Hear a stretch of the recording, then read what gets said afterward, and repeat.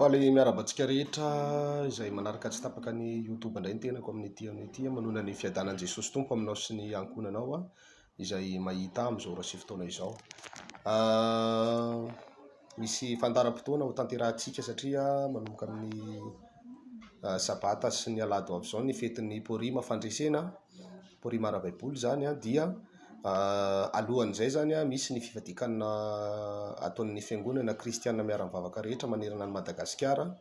Manomboka ny talata alina zany tsika miditra anatin'ny fivadikanana 3 andro sy 3 alina dia mitohy ny alarobia ny alakamisy ny zoma maty masoandro zany vao tapitra ny fivadikanana tsy misotro rano andraisantsika fandresena avy amin'Andriamanitra ka manentana antsika rehetra izay mahita ny vidéo za amin'izao ora sy fotoana izao hiaraka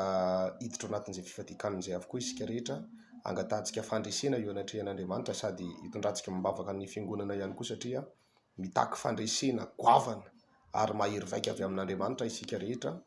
amin'ity fivadikanana ity ka dia voray antsika izay ny afatra tsy mitsahatra manampy antsika ho antsika rehetra ty alavitra ty ny province ny Madagasikara rehetra dia afaka miditra anatin'izay fivadikanana izay avokoa zany isika rehetra fa dia ny tompony hitantsika tsy misotro rano ny fivadikanana ho an'ny ataoko hoe olona vaovao be mbola tsy ny fadianina mihitsy hatramin'izay fa io ianao vao hifadianina dia afaka misotro rano kely ihany ianao zany fa ho an'ny efa mpino efa matanjaka ara-panahy zany afaka tsy misotro rano daholo 3 andro sy 3 alina zany hoe sady tsy misakafo